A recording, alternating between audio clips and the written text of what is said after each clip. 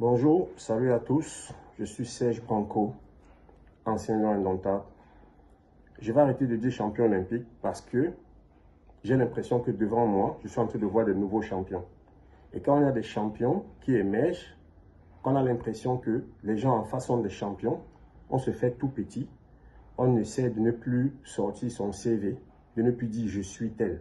Parce que je n'arrête pas de dire depuis 4-5 ans que je suis champion olympique, parce qu'on a des lions actuellement qui ne valent pas le niveau des champions olympiques, ni le niveau des champions d'Afrique de la CAN des années 2000. Donc, cette disposition, c'est la première disposition que je prends aujourd'hui. Après le match Cameroun-Gabon hier, où j'ai vu une nouvelle équipe des Lions indomptables naître. Vous vous rappelez d'une vidéo que j'ai faite ici il y a 3 jours, où je vous prévenais déjà que l'ambiance dans le groupe, nous qui sommes proches du groupe, quand on vient vous parler, c'est pour vous donner la bonne information. Je vous disais il y a 3 jours ici que cette équipe vit bien, cette équipe est humble, cette équipe est disciplinée et que ça prédit des bonnes choses. Que peut-être on ne va pas gagner cette CAN, mais on sortira de cette CAN avec une grande équipe du Cameroun, une nouvelle équipe du Cameroun. Quand je dis ça, les gens m'insultent, on me traite de tous les noms. On n'est pas ici, on nous dit vous êtes jaloux des Lions actuels, vous avez fait votre temps. On va être jaloux des gens qui ne gagnent pas. On va être jaloux des gens qui perdent contre le Swazini, qui perdent contre le Cap-Vert. Non. Je fais cette vidéo pour dire grand bravo au président de la FECAFOOT, Samuel Eto'o, car il est l'artisan de ce renouveau. Il a fallu qu'il combatte les politiques.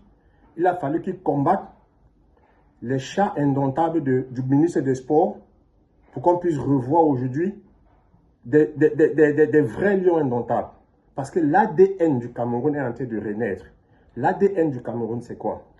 C'est l'engagement total, je dis bien total. C'est le football rapide. Ça veut dire défense, attaque, placée. Et je suis très content que le nouveau coach Pagou, à qui j'adresse aussi mes félicitations, a fait réapparaître le système, le 3-5-2, le système qui nous a fait toujours gagner et le système qui colle le plus avec l'ADN du footballeur camerounais. Donc, cette sortie déjà, c'est pour dire félicitations à ces joueurs qui ont mouillé tous le maillot. Quand vous jouez comme ça, on va vous critiquer comment? On m'a dit tu insultes les anciens lions, tu insultes les gens qui sont en fin de carrière, qui ont coupé 10 ans sur leur âge et qui arrivent au stade et qui sont des sénateurs qui n'arrivent plus à courir. Tu les insultes parce qu'ils n'apportent pas le résultat attendu. Et en plus, ils sont arrogants, en plus, ils sont hautains, en plus, ils viennent jouer les stars. Cette équipe-là, même la star Mbeumo, qui est à Manchester United, il s'est mis au niveau des nouveaux là qui n'ont pas de club qu'on ne connaît même pas. Pas qui n'ont pas de club, qui jouent dans des clubs qui ne sont pas très connus. C'est ça qu'on appelle une star. Une star, tu viens montrer à ceux qui ne sont pas stars que tu es une star sur le terrain d'abord. En étant un exemple de discipline, en étant un exemple d'engagement total sur le terrain. Donc je vais dire félicitations ici à Mbeumo, car j'ai vu comment il courait, il rentrait défendre jusqu'à la ligne avec son latéral. Je vais dire félicitations ici à Namasso, un milieu de terrain technique qui va vers l'avant, mais qui défend. Je vais dire à Eta Ayon, un attaquant qui court, qui défend. Tout le monde a défendu. Mention très bien la défense, car ça c'est un match à succès. Vous savez, dans un match de foot, ça va être difficile de voir une équipe dominer son adversaire sur les 3 plans essentiels que comporte un match de foot. Et les 3 plans essentiels que comporte un match de foot, c'est sur le plan technique, c'est sur le plan physique et c'est sur le plan tactique. Même si le Real de Madrid joue contre Bamboto Zobuda, ça va être difficile sur 10 matchs qu'ils puissent dominer Bamboto sur les 3 plans-là. Ça veut dire que, en général, les équipes qui gagnent des matchs dominent sur 2 plans maximum. On va dire 2 sur 3. Ou sur le plan technique, ou sur le plan tactique, ou sur le plan physique, ou sur le plan tactique, ou alors sur le plan tactique ou sur le plan technique.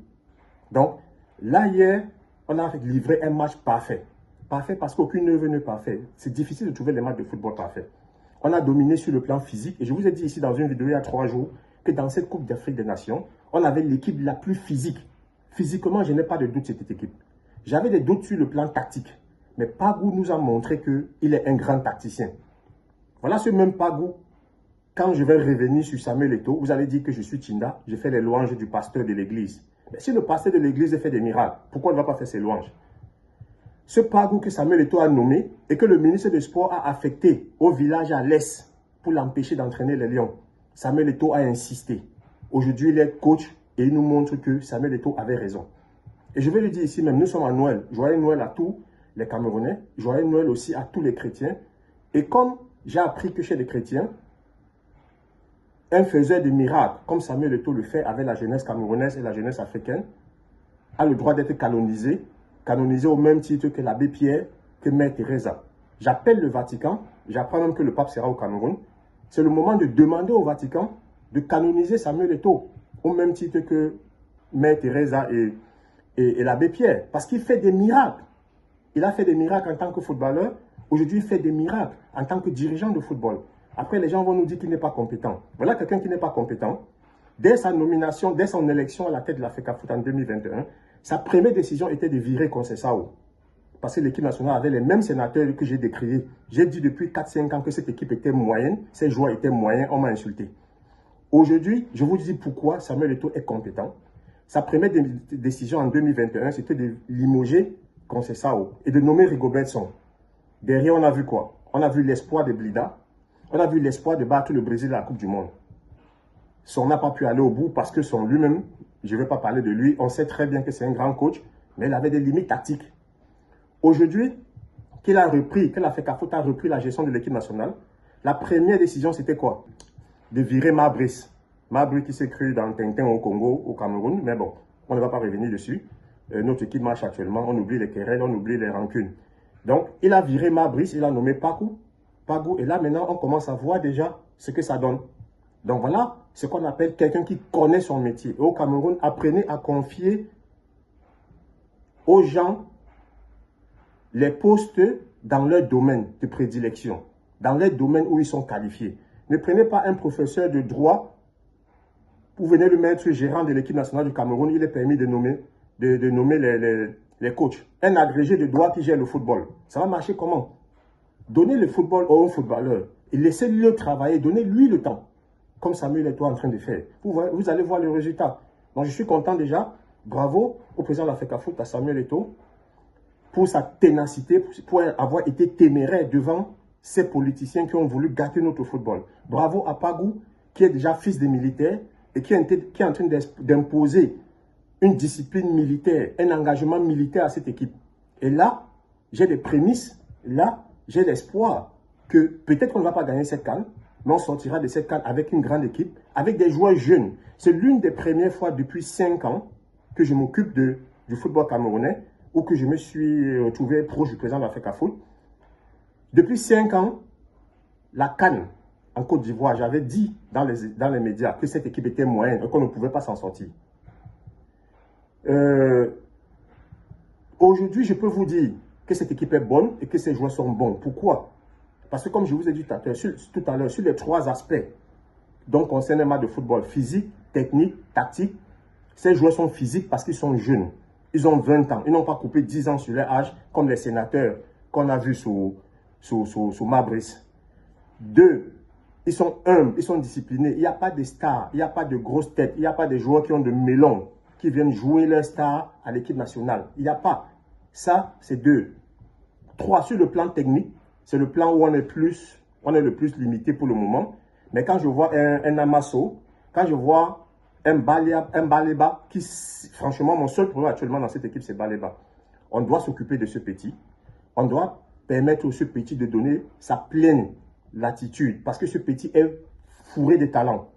C'est notre footballeur le plus talentueux, Baleba. Mais il commet encore beaucoup d'erreurs en tant que milieu défensif, à prendre des risques dans des zones dangereuses. Un milieu défensif ne garde pas le ballon, le dos tourné dans son équipe. C'est une touche en arrière et puis c'est en avant qu'on garde le ballon. Mais ce petit, on doit lui dire ça. Le premier ballon qu'il perd, ça nous fait une contre-attaque, on a failli encaisser. Le deuxième ballon qu'il perd, il prend une béquille, il prend le genou de son adversaire à la cuisse, une béquille. J'espère que c'est la béquille qu'il a eue et que ce n'est pas un claquage. Parce qu'un claquage, il est out de cette Coupe d'Afrique des Nations. Si c'est juste une béquille, ça veut dire 2-3 jours après, il pourra revenir jouer. Et le troisième ballon qu'il a toujours, il prend le risque dans son camp. C'est là où il dribble le gars 2 fois et puis le gars fait une faute sur lui. Et je suis persuadé que sa blessure vient de l'une de ses 2 dernières actions. S'il avait joué simple en retour, je me dis qu'il n'aurait pas eu cette blessure. Donc ce petit doit encore être concentré.